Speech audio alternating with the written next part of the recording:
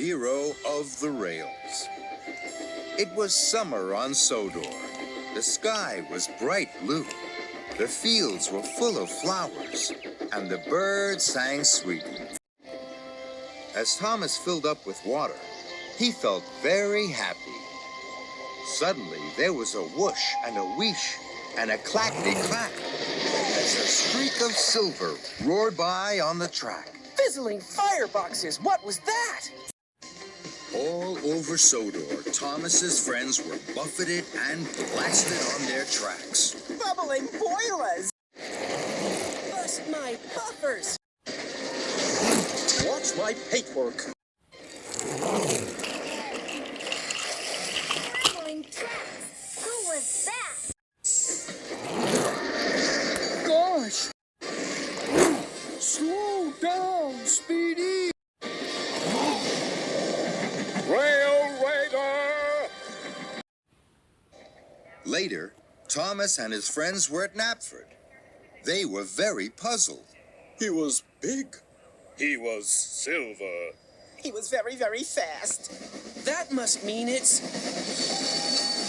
Spencer! Hello, Sodor. What do you know? I'm here for the summer. Why? I have a very important job to do. The Duke and Duchess of Boxford are having a new summer house built. It has to be finished in time for the Duke and Duchess's holiday. I'm very busy. No time to chat. And Spencer steamed smugly away. Cinders and ashes. Having Speedy Spencer on Sodor for one day is bad. But for the whole summer is terrible. That afternoon, Thomas and Percy were huffing and puffing up Gordon's Hill. Then they heard Spencer whooshing and wheeshing behind them. A little more puff and you might make it to the top by tea time. Bossy boiler! Next, Spencer caught up with Gordon. Out of my way, slowpoke.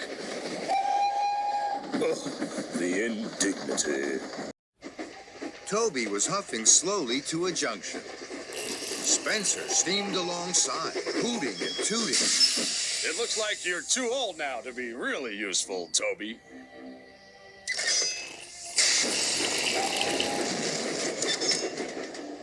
Toby gasped. He was upset.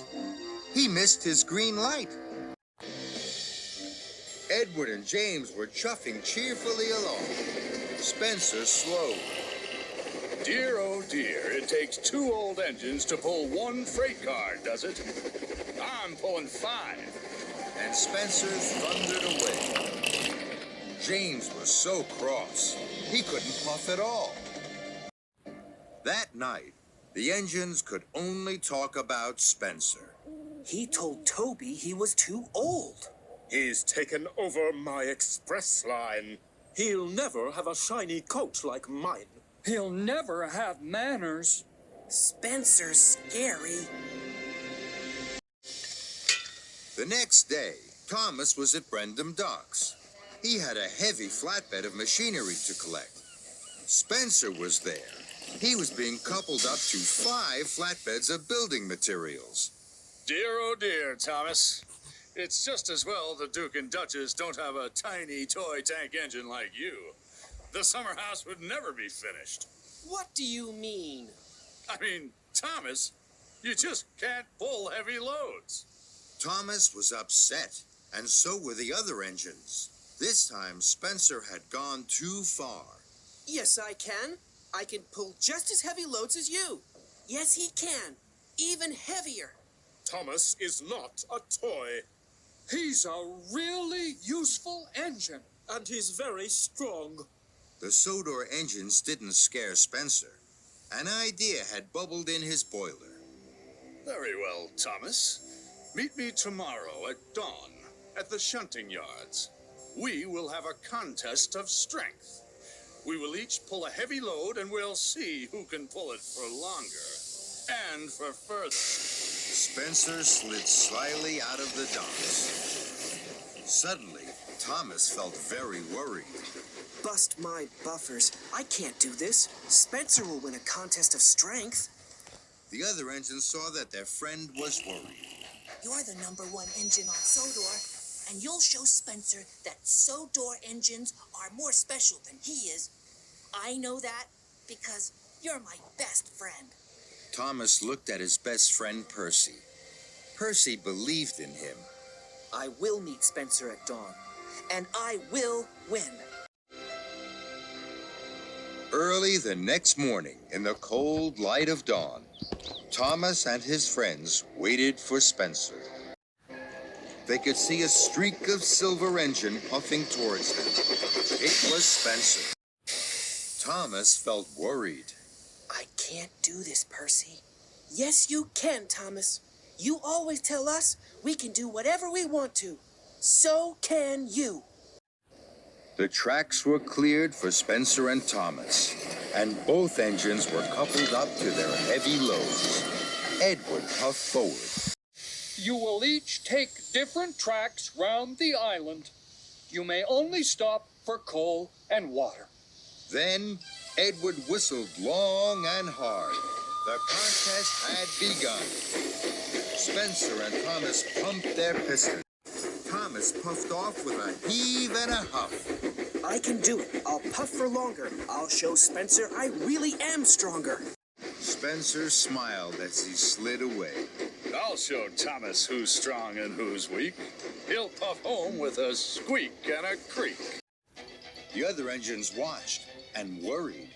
Then they blew their whistles long and strong. Good luck, Thomas! Thomas and Spencer puffed round the island. They clickety-clacked along the tracks. They whooshed through woods, and they huffed up hills. Spencer steamed and smiled. He raced and he roared. Thomas puffed and huffed. He heaved and he hauled. Silly little engine. When will he learn? You can do whatever you want to, and I want to win! Thomas was huffing up a steep slope. He was puffing and panting, and his axles ached. At last, he reached the top. Hooray! I did it! Then there was trouble. There was a clang and a prang. Thomas gasped. Cinders and ashes! I've broken my brakes! Thomas's wheels started to whir and to wobble. He flew faster and faster down the hill. Oh no! Oh, help! Thomas raced down one hill and rattled up the next. Help! I can't stop! Thomas's heavy freight cars pushed him on and on. Through a junction where Spencer was waiting. Spoilers! And into some potato cars. Potatoes bounced everywhere. But Thomas sped on into a flatbed of jelly bags. Sticky jelly flew in the air and landed all over Thomas. But still he went on and found himself rolling along an old rickety track. Ahead, Thomas could see a thick wall of bushes. Fenders and funnels, how can I stop? With a scrunch and a crunch, Thomas crashed into the bushes and came to a stop. Flaming fireboxes. That was scary. Thomas looked around. After the racing and rattling, it was very quiet. Spencer will be back at the shunting yards now. He'll be puffing with pride because he won the contest. And my best friend Percy will be wondering where I am. I don't know where I am. Everything was very quiet. Thomas didn't know what to do. Then he heard a voice. Hello. Thomas looked around. There was no one there. He waited, hardly daring to puff. Hello. Thomas looked around again. He couldn't see anyone. The voice seems to be coming from the bushes. Very slowly, Thomas chuffed forward into the bushes. The branches crackled and crunched. Then Thomas gasped. His eyes popped wide with... There, on the other side of the bushes, was a very old engine. It was broken and rusty. Thomas felt scared. He didn't dare speak. Then, the old engine smiled at him. It was a little frightened smile. But it made the old engine look kind and gentle, and it made Thomas feel less scared. Hello. Too bad your brakes failed. Doesn't that always happen when you're on a hill? The old engine smiled again. Thomas wanted to smile too, but he was scared.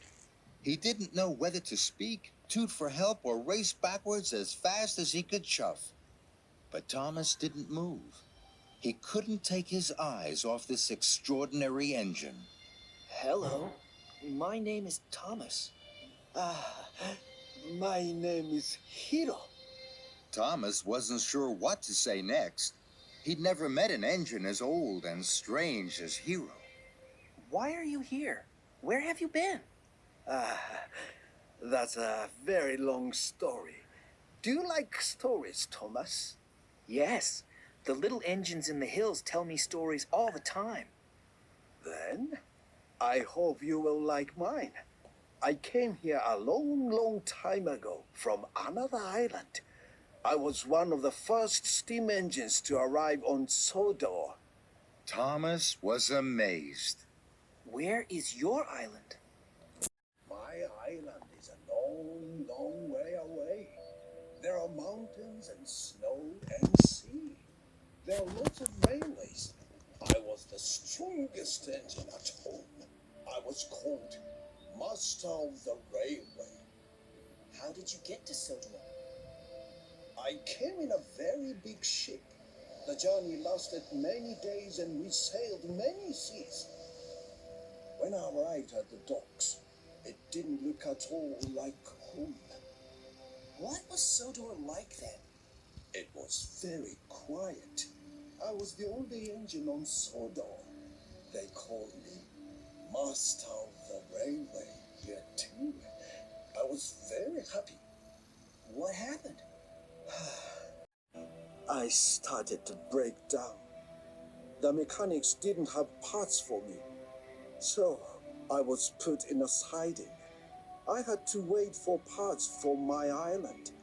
I waited and waited. And now I'm sure the parts will never come. Thomas's eyes were wide with wonder. Do you miss your home? Yes, I do. I miss being master of the railway. Thomas looked at his sad new friend. He felt sorry for Hiro. I know.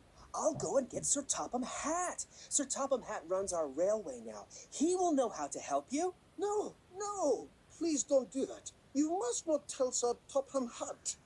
Thomas was surprised. Why? I'm an old engine that cannot be repaired. I know what happens to old engines that cannot be really useful. They're scrapped and sent to the smelter's yard. That's not fair. That's not right. That can't happen to you. But Thomas could see that his new friend, who was once master of the railway, was now old, alone, and scared. So Thomas made a decision. I will look after you, Hiro. I won't tell Sir Topham Hatt until you are fixed. You are safe with me. I'm sure I can find the parts to fix you. I promise I will make you a really useful engine once more. I will make you master of the railway again. Hiro smiled the biggest smile he had smiled in a long, long time. Thank you, Thomas. Thank you for looking after me. Thomas puffed with pride.